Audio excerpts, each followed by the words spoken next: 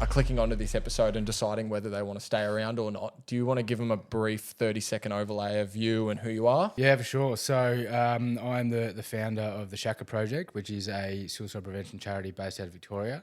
And we work in the prevention space. So we've been working for around 6 years in encouraging the conversation, igniting the conversation, and a big goal is to change the stats on suicide here in Australia too. So it's something that started off as a bit of a passion project, and now has led into something that has really, really gratefully grown into something that we now do full time, and allows us to do some really positive work around Australia. So That's brilliant. so that's me. Hopefully you stick around. And if you're still here, thank you. Good on Did ya. you ever think that when you started it was going to get to the point of what it is now? Not at all. No, obviously I had high hopes, and I essentially started. I'm from regional Victoria, and I wanted it to be something that my mates could use and I could use, and family and friends, and I wanted it to be something pretty local. And the power, we're just talking about social media, the negatives about social media, but the power of social media at this point took it really, really far, and it was a complete shock. It was something that we started off selling T-shirts and hoodies and stuff like that too, and within 24, 48 hours we were sold out. We were sending stuff to New South Wales, and I didn't even know how to send a letter at this point. I was like, how do we send something to New South Wales? Like, what do we do? You have to drive there. Yeah, exactly right. I'm like, can I just call them and just email? Oh, yeah, I just had no idea. So it was a very, very quick, had to adapt, quickly worked out that this is something that a lot of people want and need and require as well. So definitely didn't think that it was going to take off as it did, but once I started to see there was a lot of traction in it, I put everything that I had personally into it, and all my time and effort, and really, really grateful that we're still able to do it 6 years on. 6 years. Wow. 6 years, yeah. Wow. How quick did it blow up? Yeah, pretty quickly that first sort of 3 or 4 months. But we've really transformed from what we were 6 years ago to what we are now. So 6 years ago, we were essentially a brand. So we sold T-shirts, and the T-shirts, the idea behind the T-shirt was to ignite the conversation. Yep. And to create a community around people talking around mental health and checking in with their mates and asking that question of, are you okay? And all these different things too. So we started off as that, and that was great. We were getting what we call conversation starters. That's what we refer to our merchandise. They're real colourful, bright, out there. Yeah, shirts, just to start a conversation, and we have the cool logo of the Shaka and all that sort of stuff too. So it took off reasonably quick like that, and then we saw a really big gap when it came to organisations that can make a real personal effect and impact on communities. So we were doing a lot of events, going to sporting clubs, going to schools, to corporates, all that sort of stuff, and doing our prevention workshops. And we really found that we were able to have a bit more of a personal effect when we did these workshops. So having those hard conversations, influencing those tough conversations, especially with blokes, around checking in with your mates, around talking about positive masculinity, positive conversations around how we can look after each other, how we can look after ourselves and our own mental health, and how we can change those stats too. So it's been an incredibly amazing 6 years, and it's gone from a quick idea and a quick sort of brain fart when I was scribbling on a piece of paper to something that is now something that's really making a bit of an impact, which we're really proud of. Yeah, Meant to that's be. amazing. Well, can I just jump in here quickly? Why the Shaka? Yeah, so this is an awesome story. So I've got an 11-year-old stepson who, just before I started the project, I knew what I wanted to do. I knew I wanted to be around mental health and suicide prevention. I just didn't know what to name it. I had no idea. And I spent months and months thinking about it. And I remember we were at the playground one day, and he came off the slide and essentially ate shit straight into the ground. He was about 6 at the time, 5 or 6. And I was sitting around 40, 50 metres away from where it happened, and I was being a pretty shitty dad, and I was just scrolling on my phone, wasn't paying attention, and I remember looking up, seeing it happen, and I sort of thought, oh, do I need to go check if he's okay, or if is he all right? And he stood up, he sort of brushed himself off, threw the shaka to me, I threw the shaka back, and he kept on playing. And I was like, fuck, that was... It just dawned on you. Yeah, there. it was like, it's a really cool way that we communicated, without necessarily using words. And the conversation around mental health, the hardest thing is often starting that conversation. So I thought if we can put a shaka on a t-shirt or on a hoodie or on a hat, whatever it is, you know, the example we use, it, if I see someone at the airport or at the footy or at the pub wearing a shaka t-shirt, I know that person has empathy, understanding for mental health. And I know that I can go speak to that person and say, hey, you know, I've had a pretty shit day. Can we sit down and have a chat? Wow. Without them turning around and saying, no, harden up, piss off. So I love that. It's a permission slip. It's a conversation starter. It's you know, it's something saying that I give a crap about mental health and this is someone you can talk to. And I've got yeah, goosebumps. Same. I was going to say that. That's awesome. That's essentially what we want to go with. And we've been really, really lucky over the last 6 years. I think last count, I haven't looked at it lately, but we've sold nearly 50,000, you know, t-shirts or hoodies or singlets all over Australia, New Zealand. So we see them as 50,000 conversation starters. And we've seen amazing amount of messages of people that have been in, you know, outback New South Wales at a pub and they see a bloke at the bar wearing a shaka and automatically they go up and have a chat and they're mates within 5 minutes. Oh, that's fantastic. And we just love that because, you know, sometimes it's really hard to, you know, especially with men, is to start that conversation with a random person and especially around mental health. You don't go up to a random bloke at a pub and say, hey, can I talk to you about what's going on? But with this conversation starter, that person wearing it's almost like we don't have to talk about it, but if you want to, we can talk about it. And there's a lot of safety in that. There's a lot of, you know, acknowledgement of, I'm here to talk, I'm here to listen. I'm not going to judge you if you want to have a chat about it. It's a safe space, so it's been really amazing. You got to wear it like a badge of honor. Yeah, absolutely. Like it's A bit of pride that comes with it. Absolutely, yeah.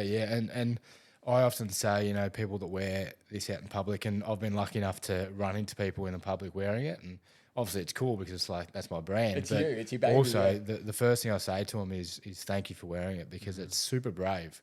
You're quite literally walking down the street holding up a sign saying, they might be saying, I've experienced ill mental health, I've experienced suicidal ideation, or I've lost somebody.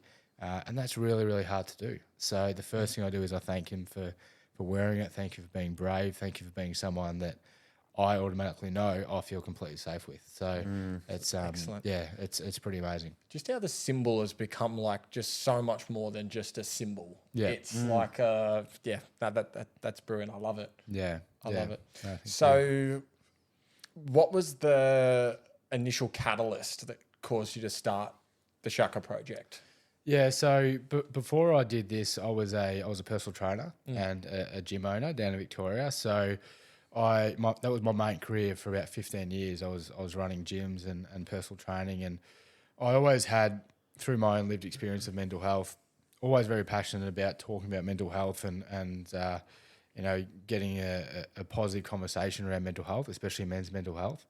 And while I was doing the gym work, every single fundraiser we ever did was always for mental health. It was always focused on how we can help in mental health, how we can do suicide prevention work. So it was only, you know, once I sort of got into this and this kind of work where it was a reasonably easy transition into doing this. But I suppose my mental health journey started pretty young at the age of 12. And this is a story that is probably the reason that I'm doing what I'm doing. And it's a pretty cool story because it's something that I can now teach on to my kids and to other kids that we talk to.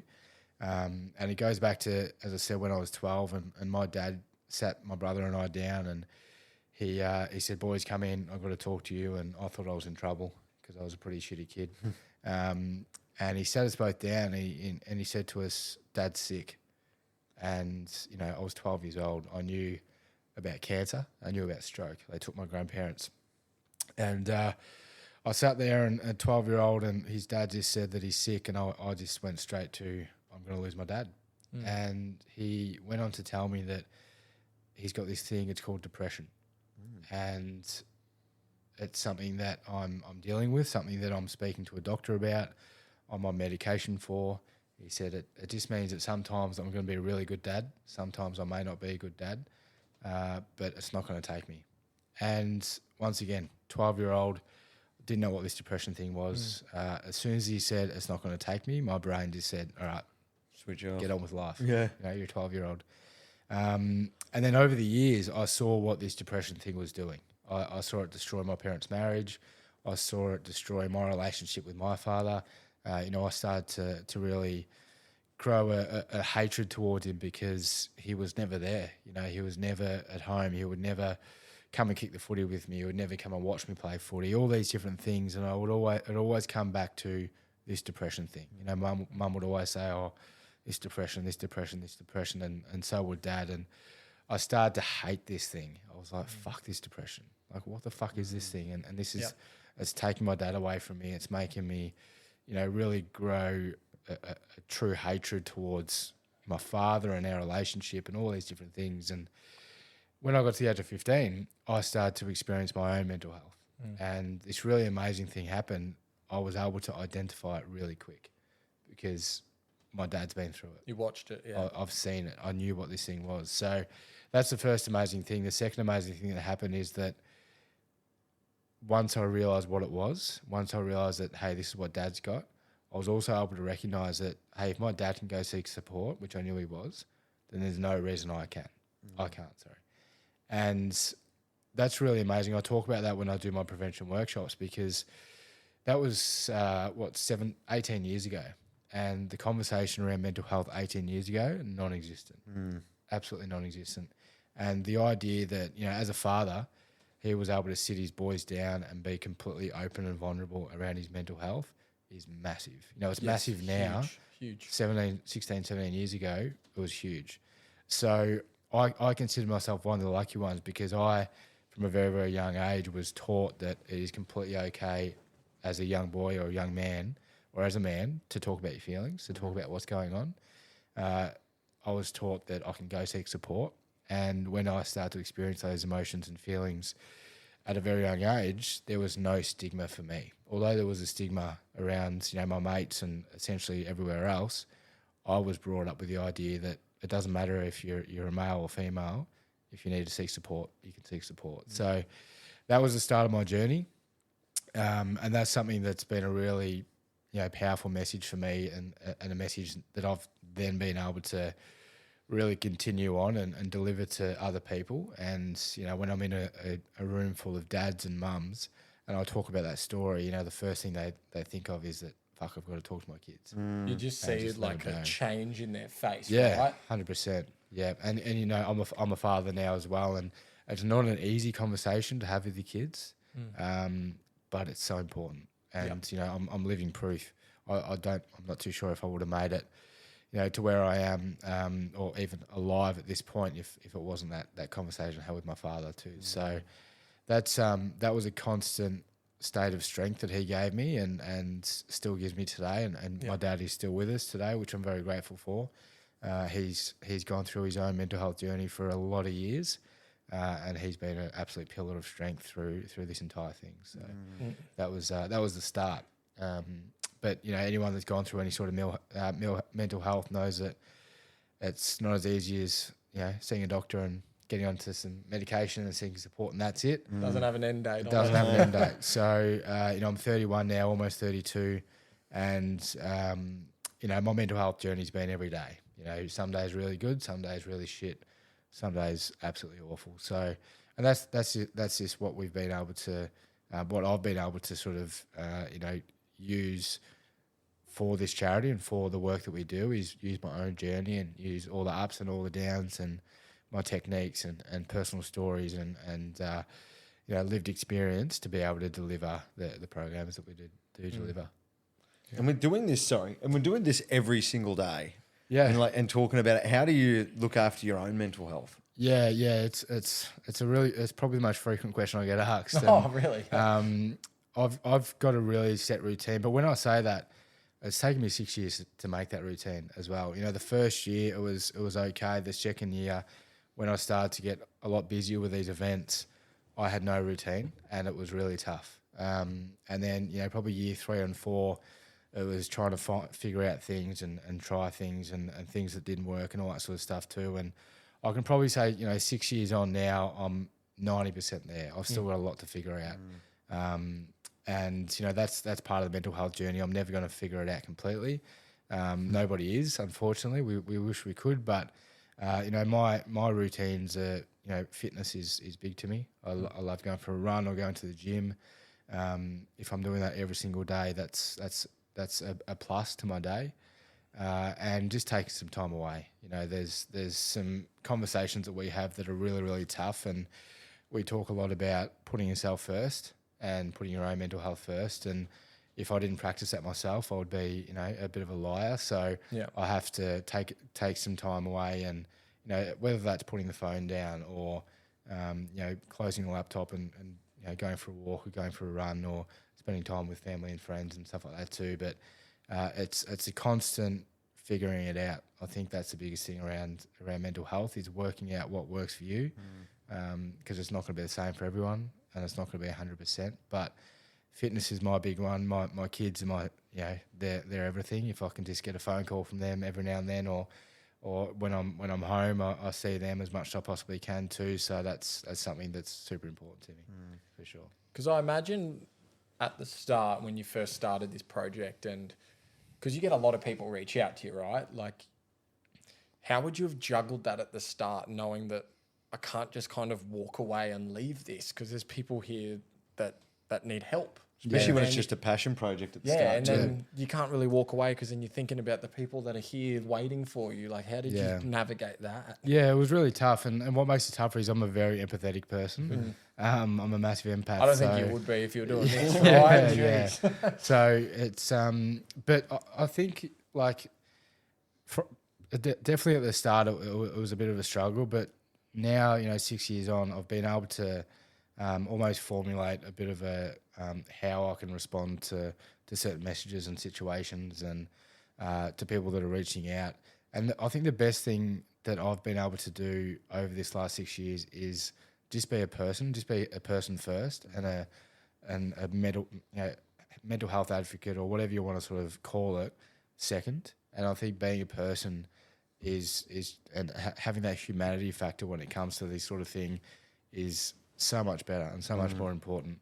You know, simply just when someone reaches out, talking to them about, you know, how their kids are, or if they love surfing, or, you know, what footy team do they barrack for, all that sort of stuff, except for having that sort of, I suppose, disconnected base of we're this, you're that, just have that bit of humanity, and that's a really good start too. So that's been a really big benefit that we've been able to do that. And luckily enough, I've been able to create some incredible friendships with people who have reached out. Some people that I catch up with every now and then, and some people I've never met but speak to on a regular basis. So that's been a really big blessing. I've been able to meet some amazing people through this process. Yeah, and it's really great for my mental health too. You know, talking to these people, because it's, you know, when I have a bad day, when I have a rough trot, I know that I've got these people as well, as much as they have me. So that's been really, you know, really, really positive for my own mental health too. So I think one of the big things that I always say to people is build yourself like a support network of people. Yeah. And it's like you've done it just naturally without even realizing. Yeah. Oh, look, it's really amazing. And I even sometimes when I'm having a shit day, or a shit week or a shit couple of days, it's really comforting to even just look at it on our Instagram and be like, all right, I've got, you know, these people, this amount of people that like that post. Those people have got my back, even though I have no idea who they are or anything like that. No sort of personal connection.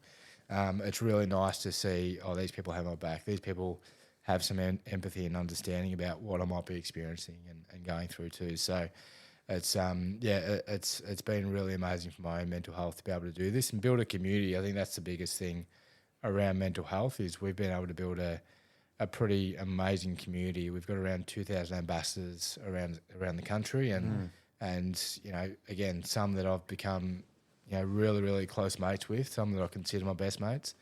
And that's been an amazing journey, just to be able to get to know people from all over Australia and have those people in my back pocket if I'm ever going through something, and vice versa too. So For people that are going through their own mental health journey at the moment and unfortunately don't have the network or people to reach out to, what advice would you give them to be able to build that network and that circle of people that they can then reach out to? Because I find that to be a lot, like on a lot of these Facebook pages, a lot of people just say, I just feel lonely and isolated. And do you have a way that these people can build that network? Yeah, loneliness is a really scary part of what a lot of people are going through right now. I read an article just last week. I think it's 1 in 5 people and 1 in 3 men don't consider themselves to have any close friends in Australia. Wow. And that's way higher than I would have thought. Really scary statistic. So it's really tough to talk about, because when we say building a network, I'm really big on all we need is one person. And that person can be your partner, it can be your brother, your sister, your mum, dad, it can be a best friend, it can be someone you went to school with, someone you work with, but sometimes all we need is that one person. And I was actually talking about this in a video I did a few weeks ago. I had a young man approach me after an event at a school, and he said, I don't feel safe talking about my mental health at school, and I don't feel safe talking about it at home, and I don't feel safe talking about it with my mates. He said, but I've got an online friend who I game with that I've never met, lives on the other side of the world, that awesome. Me and her talk about mental health every single time we game together. And he said, I'm one of the lucky ones. Wow. I'm like, mate, firstly, you're emotional intelligent for a 14-year-old. For a 14-year-old. Is unbelievable. And, he considers himself one of the lucky ones. He's like, all my mates that are also too scared, they don't have that one person. And he said it's so amazing to have just one person.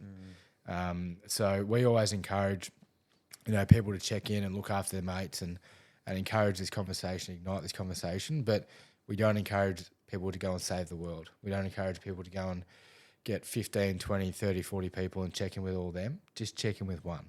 Just make one phone call.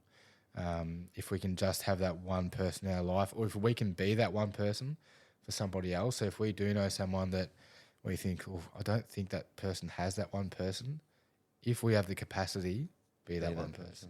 Yeah. And that's something that I think we all have that capacity to be. It doesn't mean we have to be, on call. It's just building a relationship and saying, hey, look, if there's ever any time that you need something, then here's my phone number. You can make that phone call. But just that one person is something that we can all be, I think, and all have as well. That's pretty much the pillar of our show. So we were the one person for each other. Yeah. And so one of the reasons we started the show is that Liam opened up to me about what he was going through, and then I opened up back to him about it, and we helped each other through. And then we went through the basis of everyone needs that one person. So that's pretty much what the whole relation of the show was about. Yeah. So, when you saying things about your dad saying, like sitting you down and saying, I'm sick, that's phenomenal. Especially so long ago too. Yeah. And that's the best part of that story, is that it was at a time where, we just didn't talk. Nobody talked around mental health. And, we've made some really amazing strides over the last, 6 or 7 years in this conversation. But 15, 16 years ago, if you spoke about mental health, especially as a man, you were weak, you were a pussy, you were a girl, which doesn't make sense. You were all these things, so many derogatory comments towards anyone who opened up. So for him to be able to do that, not only as a man, but to his sons, was just so brave. Yeah, and he doesn't even take credit for it now. I speak to him about it now, and he's like, oh, yeah. I'm like, no, you have no fucking idea how impressive this is, how big this is. And he's like, oh, yeah, I suppose. Yeah. But he's very proud, man, yeah. I mean, humble. You don't want to go down that path of the if, buts, maybes, what ifs, but it's like if he hadn't have done that and approached you in that way, you think about the trajectory that your life could have taken if you didn't have that experience at that young age from him. Like, you know, people always say, I learnt the most valuable lesson from my dad. It seems like the most valuable lesson you learnt from your dad was that. Absolutely. Yeah. Look, and when we look at the trajectory of my life from there, you know, I had many friends that, you know, I was very, very open throughout high school around my mental health. And at the time, a lot of my mates were not, they weren't unsupportive, but they didn't have the experience that I had with my own father. So they weren't exposed to the conversation.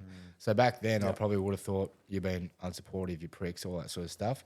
But now in hindsight, you look back and you think, no, it's just that they haven't had that conversation that I was lucky enough to have with my father. So, and, you know, I've seen since then a lot of those mates and those people I went to school with, you know, now 15 years later have come out and said, hey, look, you know, we get it now. We've had these conversations, whether it be with our parents, with our kids, or even just with our mates. So those conversations around normalising this conversation can be life changing and life saving as well, for sure.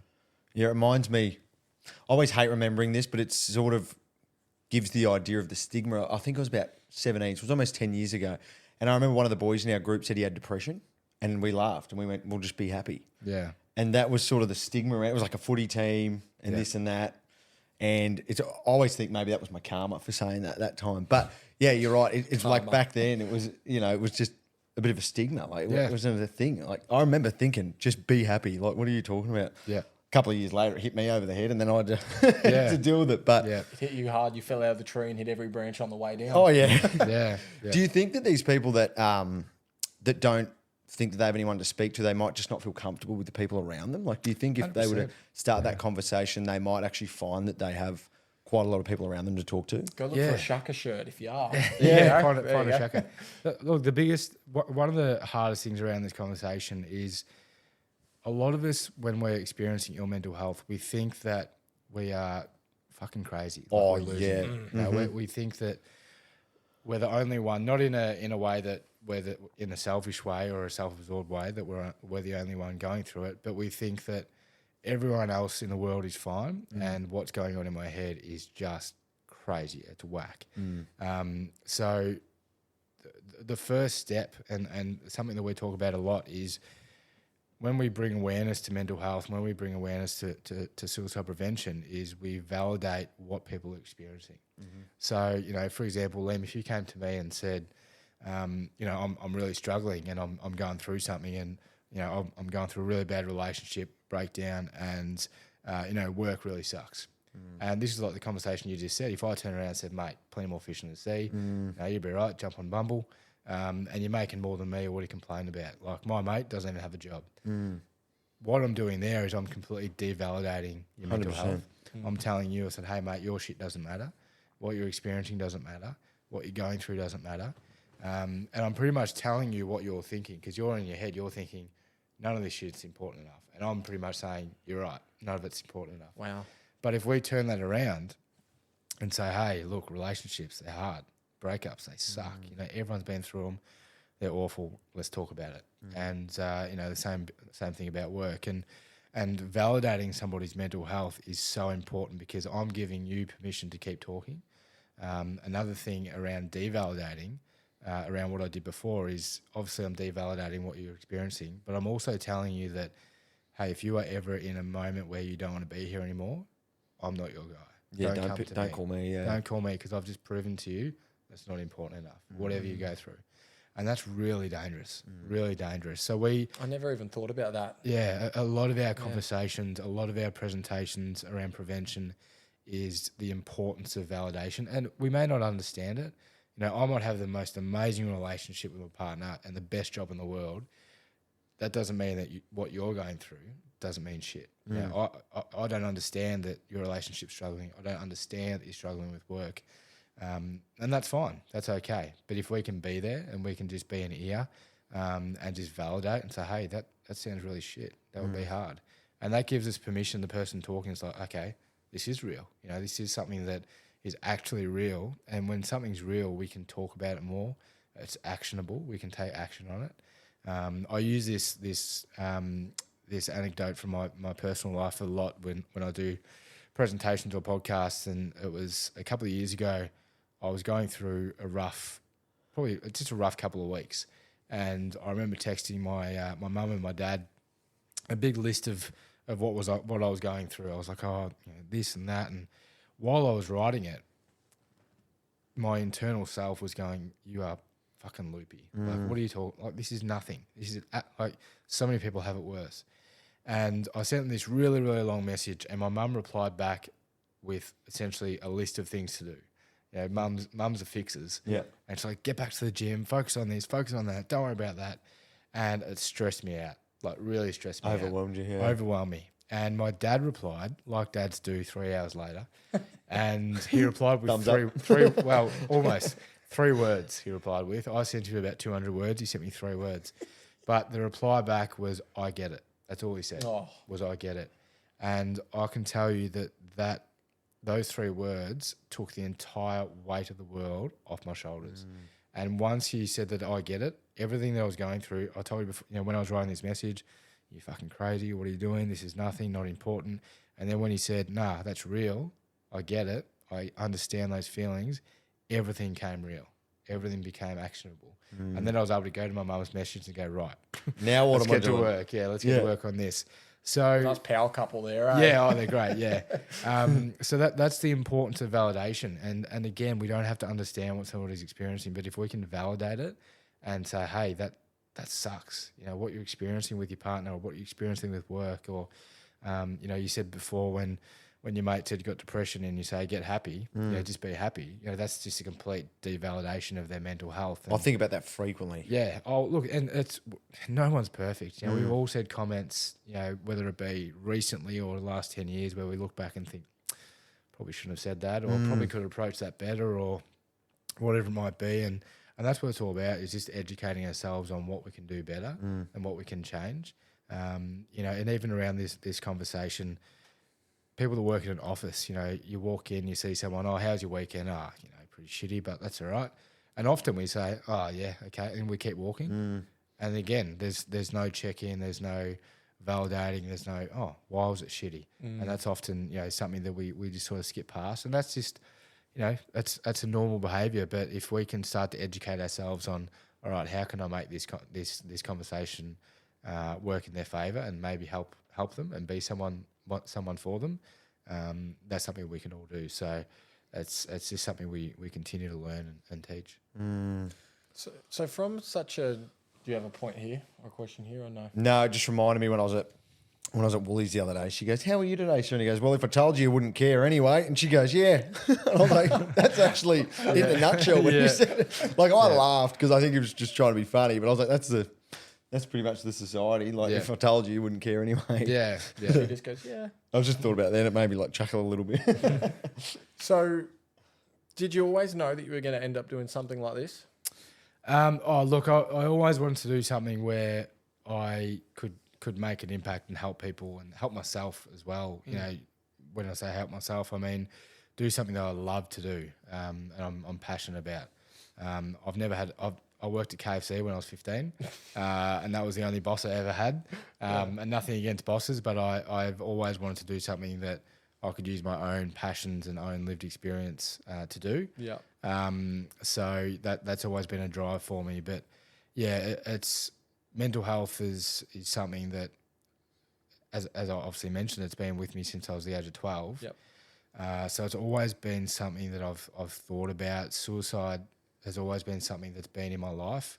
And when I say that in a way that it's something that obviously I've struggled with myself and many other people have struggled with, but it's always been something that has, had an effect in my life where I've always wanted to try and understand it a little bit more, obviously stop it and prevent it. And it's always been something that has been around me and my family and friends and even colleagues today. So it's trying to understand and trying to figure out what that purpose was and why that's been around in my life for so long too. So it's I didn't expect it to be my career for sure, but I'm very grateful that it has been. Yeah. If there was someone here listening to this episode and they were is the ideology suicide ideology? Suicide ideation. Yeah. Ideation, yeah, and it was something that was coming up, and they were dealing with that. What could you say to them now that from your learnings with it and dealings with it that they could take away from it and that might get them out of that? Can I tell you a story? This might answer it a bit better. Go for it. So this is my own lived experience story of suicide, and I've got a few, but this one is one that really resonates with close enough to that answer. And essentially, I went into, when I was experiencing my I suppose my worst ill mental health, and we call it the crisis mode, or the crisis stage. And essentially what the crisis mode or the crisis stage is where somebody has made a decision or made a plan to self-harm or to die by suicide. And I had made this decision, and I just to sort of paint a picture of my life at this point, I was about 20 years of age, and I was a business owner. I had a brand new black Holden VU Ute. It was flashy as, a beautiful partner at the time. And from the outside, everyone's thought he's got his shit. He's killing it. This guy's killing it. Everything looked great. Everything's awesome.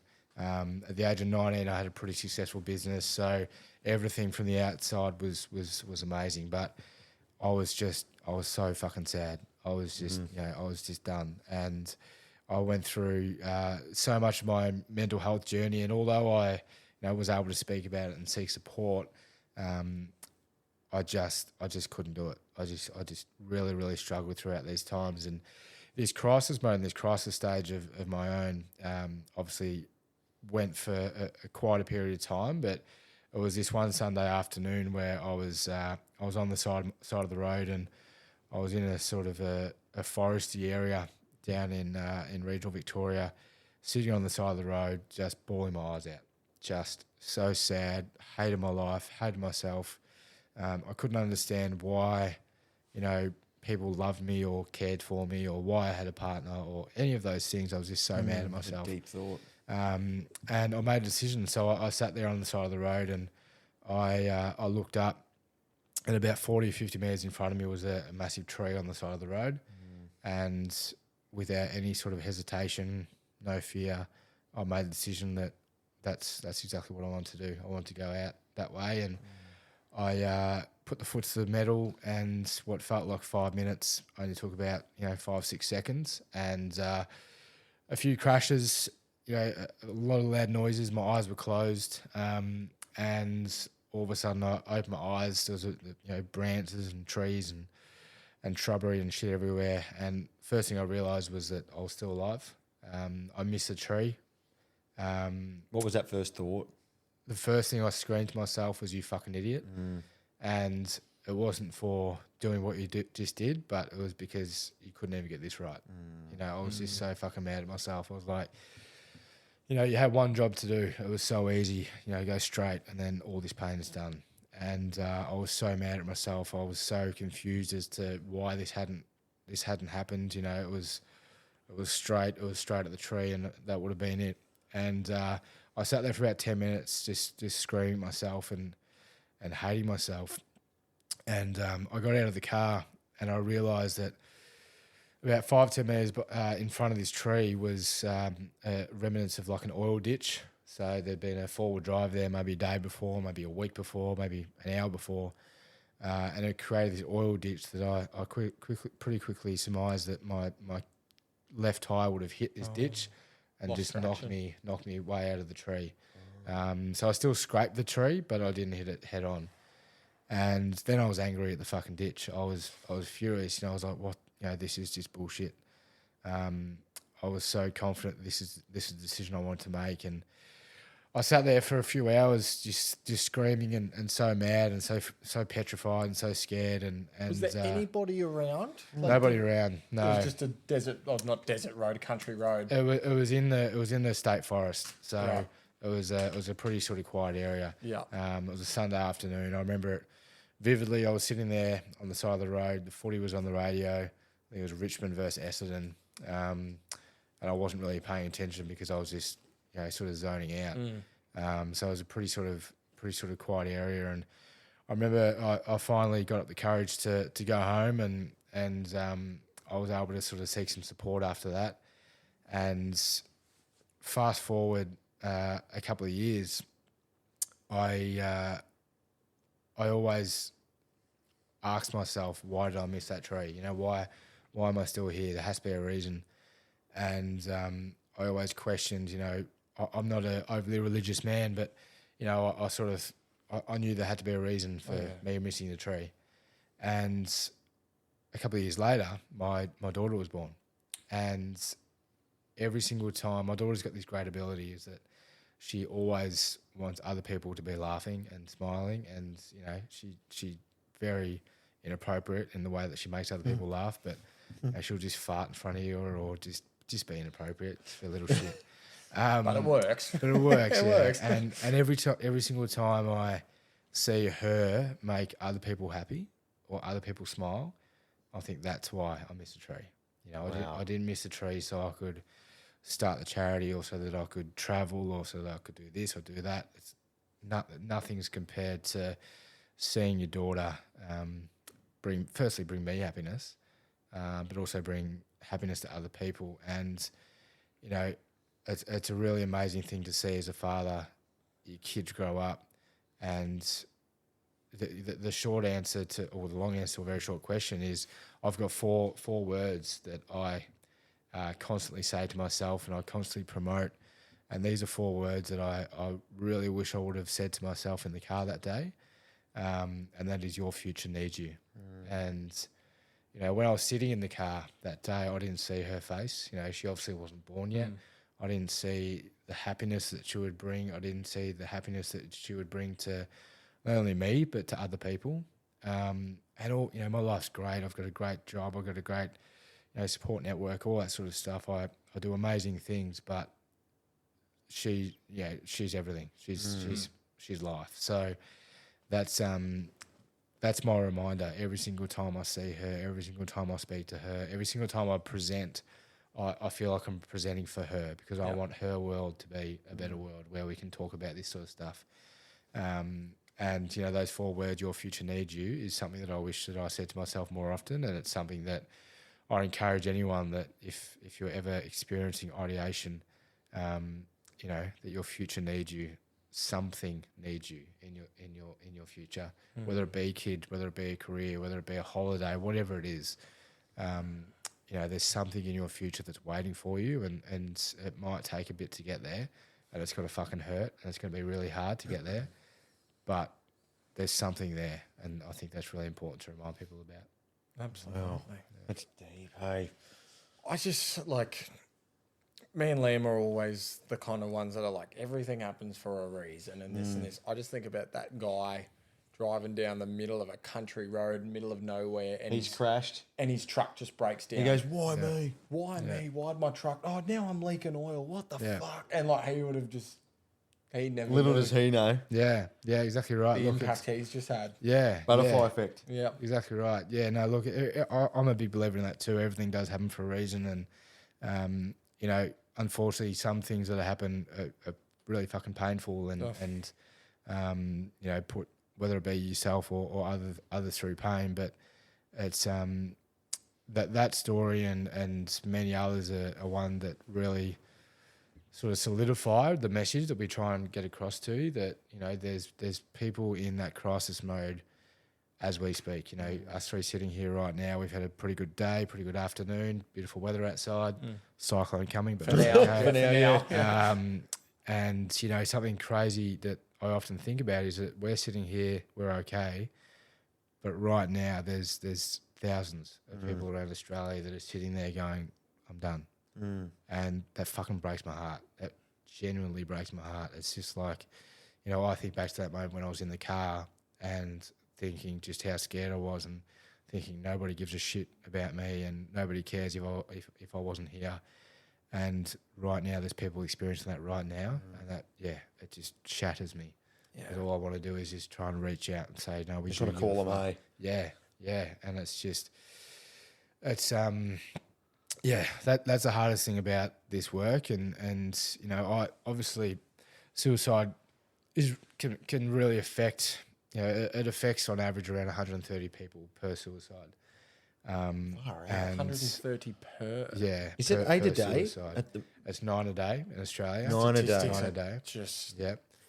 chilling. 7 of them are men, and what's really scary at the moment with the latest statistics that were released back in 2022, is that the age of suicide. So we're losing a lot of young people, a lot of young people under the age of 18 and 16, and that's terrifying. Their Absolutely life hasn't even terrifying. started yet Yeah. in the long run of it. Yeah. Like, Yeah, and that's just hard. In fact, I only just saw just 2 days ago a young girl from my hometown, unfortunately, died by suicide, and it's just fucking heartbreaking. Again, as a father, as a human, you just a 15-year-old girl, going through that, and there's no words.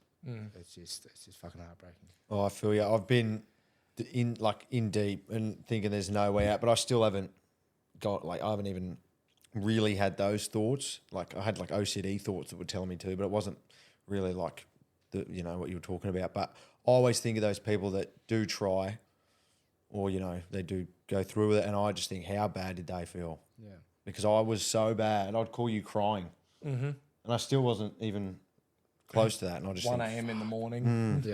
Yeah. And look, the big thing around suicide is a lot of people have this misconception is that people that do die by suicide, they want to die. And it's not often the case. Yeah. Often the case is they just want the pain to stop. That's the biggest thing, is just want the head noise, just want the circus, the craziness, just to stop. And that's really, really scary, and it's a really frightful thought that people want to be here, but we want to be happy. We want our head to be not this mess and this noisiness of self-doubt, of hatred, of anger, of trauma, of all these different things too. And it's such a heartbreaking thought to know that so many people are experiencing that right now. especially with you saying they don't actually want to die, they just want to keep the noise quiet. Because I've been there, and sometimes I don't like to drink too much, because sometimes if my OCD's flared up and I have a beer, it's like if every one is like my brain slows down, and then it gets to a point where it finally feels like I've put earmuffs on. Yep. And it's just, I can't even imagine. It's just sad. It's just really sad to think about. But what's the best way? How do I say this? For moving forward. I was going to ask before we get there, is the moving forward. I know it might be hard to identify, but is there telltales? Is there signs? Is there triggers people should look out for with their friends? Yeah, we speak about this a lot, and in the prevention space, we dig really, really deep on culture, and this doesn't necessarily always lead to suicide or to self-harm, but I'm a really big believer if we can change cultures, we can prevent suicide. And what I mean by that is, we talk about alcohol, and when we look at the suicide statistics, especially with men, we can see that Sundays are the number one day for men to die by suicide. Wow. And we sort of have a look at why that would be the case. And we can do a deep dive, we can calculate, we can do all this sort of Do you stuff. think it's like they've made it to Sunday and they're like, we have to do it all over again? Well, I mean, how Back to many work. days, how many times have you guys woken up on a Sunday after a big weekend on the piss and just thought, Why don't drink? Great point. and we speak about the correlation between alcohol, drugs, and gambling a hell of a lot, because these three things are one of the biggest killers when it comes to mental health and suicide. So we tried to peel that back. So we talk about alcohol in the way that we can still have a beer. There's nothing wrong with that. But when we're putting beers and bags and bets over our mate's life or over our own mate's life, that's when we need to change. And what I mean by that is that, if you've got a mate, Liam, that reaches out to you and says, mate, I'm really struggling, let's go to the pub. Most of us would say, yep, all right, no worries, let's go to the pub. Thinking it's the right thing to do. Right thing to do. And, you know, so, I mean, personally, I've had some great conversations when I've had a few beers, and there's nothing wrong with that. But there needs to come a conversation where we have with our mates where we almost show that leadership and say, hey, look, you're going through some shit. Why don't you come to my house? We'll have 2 or 3 beers and we'll have a chat. If you can see your mates out on the town again, you know, on Instagram or Snapchat or Facebook, oh, you know, Johnny's on the piss again. That's their 3rd week in a row. What a legend. He's letting loose. Check in. You know, that's not always a good sign. And we can build this relationship around alcohol and around drugs and gambling and all those sorts of things where we're putting our mates' mental health first. We're putting our own mental health first. And we're having some positive conversations around it. So if we have a mate that reaches out and says, hey, I'm really struggling, let's not go to the pub. Let's go for a walk, or let's go for a run, or let's go for a coffee, or go for 1 or 2 beers at somebody's house so they're in a safe space and have a chat. You know, if you notice your mates, you know, getting onto some party drugs that they don't normally do, you know, reckless behaviour is a really big sign of somebody experiencing ill mental health or going through ideation. So let's have those conversations. You know, how many times have you guys been at the pub and just thought, oh, I think that's enough, I won't have any more beers, and your mates turn around and say, harden the fuck up, or you're a pussy, have another one. It used to be impossible to leave. You'd have to smoke bomb. Exactly right. Just going to go to the toilet, boys. You know, and that used to be a bit of banter, but, you know, I look at it now as your mate's trying to look after himself. He's trying to look, there might be something going on. Let's fucking support our mates, you know. Let's support our mates with not drinking or drinking less or not gambling or you know, whatever these things are. But these 3 issues around drinking, drugs and gambling are, I'm not too sure everyone understands just the amount of impact they are having on suicide numbers. But as you said, like, and it perfectly correlates where it's these people, they didn't necessarily want their lives to stop. They wanted the pain to stop.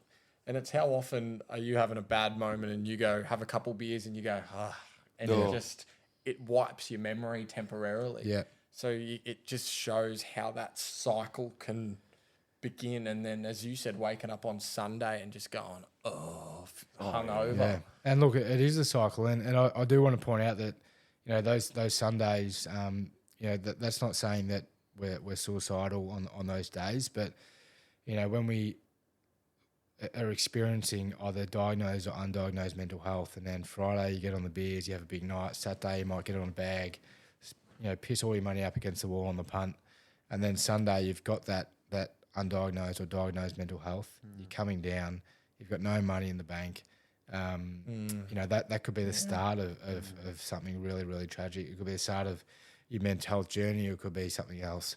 And, you know, I think in Australia especially, you know, we've been conditioned, I know I have as a young man, that, you know, you go to the pub on Friday night and you have a few beers, or you go hang out with your mates and have a few beers. And, you know, the biggest issue with that is that, right, what day is today? Wednesday? Tuesday. Shit. I mean, even tonight there'll be blokes at the pub, but if we look at Friday night coming up, there's going to be blokes at the pub all over Australia that are there because they're going through something and they think this is my safe space. And I understand it. I get that. But the issue is that they're probably going to be there Saturday night as well. And then Sunday when they wake up and their mates aren't there and they're hungover and they might be coming down and they've spent all their money and they've got no one there right next to them, that's a danger zone. And once again, if we're that mate that encourages their mate to drink a little more or to do a little bit more drugs or to put another $100 on a bet, I'm sorry, but you're a shit mate. You're a genuinely shit mate. The mates that we want are the mates that say, hey, you don't have to drink. Or if you don't want to do a bag, don't do a bag. Or, mate, you've spent too much, maybe take the money out of the pokies. You know, that's being a genuinely good mate, because, again, there's nothing more important than your mate's life or than your life. No beer, no bag, and no bet. It's making me think back to when I was 18, and all the things I was saying to mates. I'm like, And again, you know, as I said before, I've said all those things. So all those things I've just talked about, I've said that all in my personal life. You know, up to the age of, you know, probably when I start to really understand what what the impact was. I've called my mates out, "Oh, have another fucking beer, you pussy." I've done all that when I was 18, It's only 19. 2 a.m. Come on. Exactly right. We've done all that, and I say all this in a way that I'm not expecting all this to change overnight, but it's just the little things that we can think about. Next time we're at a pub and our mate says, "I'm not going to have another beer," if this can trigger someone to go, "All right, I want to sort of say, come on, mate, have one more, but let's have a think about the situation. Maybe he's going through something. Maybe this time I'll say, okay, no worries, or hey, is everything okay?" So if we can just trigger one conversation from that mindset, then we can start to create some really positive conversations around mental health. I wanted to go back. Sorry, I'm really into like thought process and what you were going through, and I'm just thinking about you after that car accident. You said you sat there for a few hours. What was the inner dialogue? Just pure madness at myself. I was so angry at myself. I didn't really care if someone pulled up and helped me. I had a few missed calls on my phone. Didn't really care. Didn't want to call them back. I was just so angry at myself, and that was probably for the first few hours. And then I sort of sat with myself and I realised, right, I need to go and seek some support. I need to go tell someone. I need to go, I need to go do something and be somewhere. And I don't want to do it again. It took me a while to sort of accept that, right, this has happened for a reason. I don't know what that reason is yet, but I don't want to do this again. So it's it's a bit of a blur. I can remember a few things from that evening, but I know that I was pretty angry at myself at the start because I fucked it up. But then towards the end, I was like, how could you think about doing this? I was mad at myself for those two reasons too. So it's a roller coaster of emotions for sure. Do you find? Oh, sorry, you got. No, you go. I was thinking, so the people that tried, have attempted, and it hasn't worked. Do you find that most of them come to regret that decision at some point, or do you find that they go back and try? Oh, look, yeah, that's probably going to be case by case. I don't think regret is probably the word that would come to mind, but a lot of people, and if I can talk about my personal experience, I of course have a factor of regret of being able to have that thought process, but also I forgive myself for having that thought process. And I think that's important to talk about, is that someone that goes through suicidal ideation, it doesn't make them a weaker person or a bad person. Someone that has an attempt, it doesn't mean that for the rest of their life we need to double check on them and make sure they're okay. So I think having that awareness and just saying, look, I've been through this. I don't think regret is the right sort of term, but I look back at my own personal experience, and I'm grateful for the awareness of the event and what that's been able to teach me. And I think people that experience it and go through it do make that attempt, it's all going to be very, very different. But I think it's something that we are really, really learning to cope with, that post-vention stuff. There's a lot of great organisations that look after people that make attempts.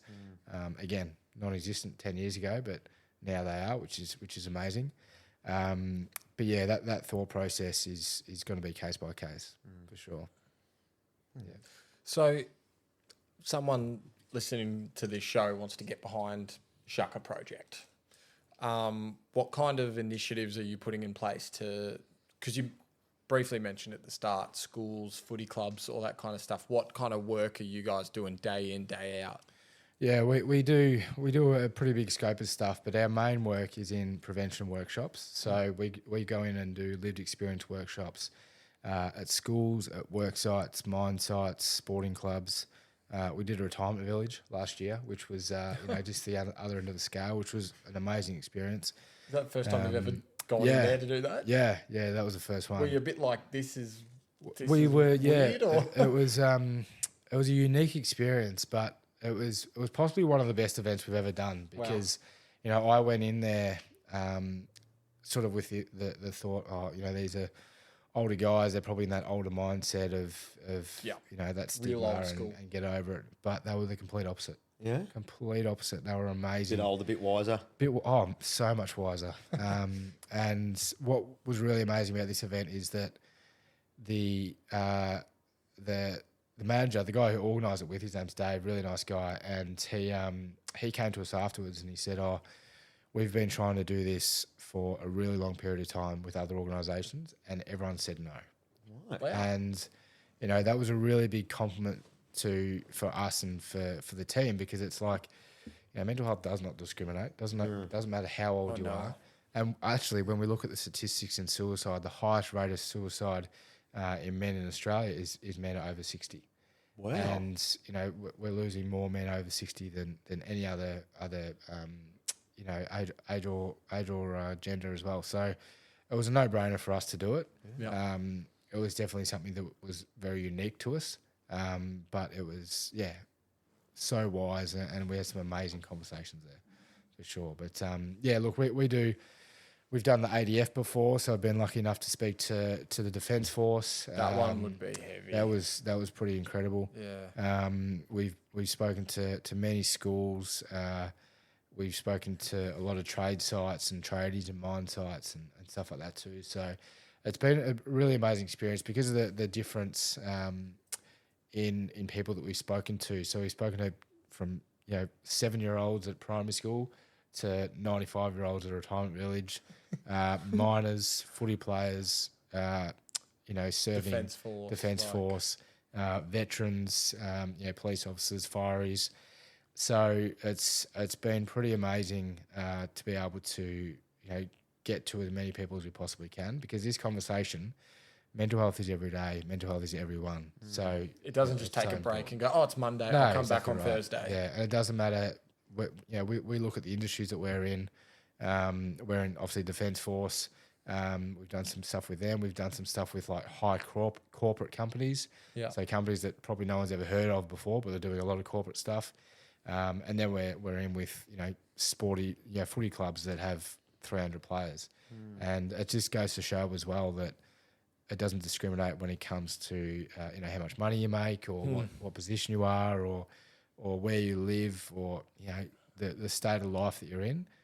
Everyone has some sort of lived experience when it comes to mental health, and everyone deserves to have that conversation too. So that's been pretty amazing for us, and just using our social media platform to ignite the conversation and to promote the conversation has been really amazing for us too. That's phenomenal. Yeah. So what's next for Shaka? What's the next few years look like? Oh, look, just keep More of what working you're and collaborating. So we're collaborating a lot with organisations all over Australia. The amazing thing around this prevention space is it's very collaborative. So I mean, I was just at a conference today and yesterday that some of the biggest organisations in this space, we just get together and we just say, right, how can we fix this? What can we do? And it's pretty amazing. So it's something that I was really ignorant to, 5 years ago when I started this. I thought, oh, there's a few charities, but that's all they're doing. But something that a lot of people don't see, there is a lot of work that goes unnoticed as well and unrecognised into this space. There's people that spend their entire life working on saving people from suicide, and it's something that people probably don't see, and it's definitely not publicised. But there's a whole industry out there that are working on this, and we're sort of coming into that and joining them and doing what we can to prevent suicide. Amazing. Yeah, so plenty of stuff to do. Yeah. Oh, as you said, it's a never-ending kind of battle. Yeah. Like it's just a reality. Yeah, absolutely. It's always going to be here. So Yes. Yeah. For any sure. questions? No, I Anything think else? we're doing pretty well. Sean, anything you think that we've missed that we should be covering? No. I think all I'll sort of say to anyone listening is to if you can check in with someone, send a message, send a text message, make a phone call, check in with yourself. That's the most important thing. And if you need to seek that support, if you need to reach out to someone, that it's okay to do so. And my favourite 3 words is we put this on our social media a lot. It's pretty simple, but it's something that I don't think we remind ourselves of too much. We actually had someone get this tattooed on them a few weeks ago, which is pretty cool. Is you fucking matter? Oh, And it's very, very simple. It's something that I obviously can't speak about in schools, but it's something that we You really matter. you Tell us. really efficiently matter. So really, really three simple words, but we say the words and we don't think about it. And I really promote people. We have these self-affirmations. Sometimes we look at ourselves in the mirror and say, "You're beautiful, you're strong." I love all that. That's great. But I think one that we miss is just saying, even if you don't feel strong today, even if you don't feel beautiful today, you don't feel awesome, A+, amazing, something that surpasses all that is that no matter how you feel, you do fucking matter. So if we can remind ourselves of that, write it on a wall, get it tattooed on yourself if you want, whatever it is, Go for gold. go for gold. But just remind yourself of that as much as you possibly can, and other people. Yeah. love it. Your future needs you. Yeah, absolutely. that. I love Yeah. that. Your future needs you. Yeah, super important. That's phenomenal. That's my next favourite saying after you. After fucking that matter. one. Yeah. But I mean, like, it's such a, you can relate to anything. As you said, your daughter, like, for us, it's like this show. This has Yeah. helped so many people. Yeah. We lost count now how many messages we've gotten of people that the show's affected. Yeah. And it's like, a year ago, we didn't think we'd be here. Yeah. So, Yeah, Future that's needs great. it. Good stuff. no, Happy mate, well, days. thank you so much for Cool. coming on. Thank you, Really guys. Appreciate it.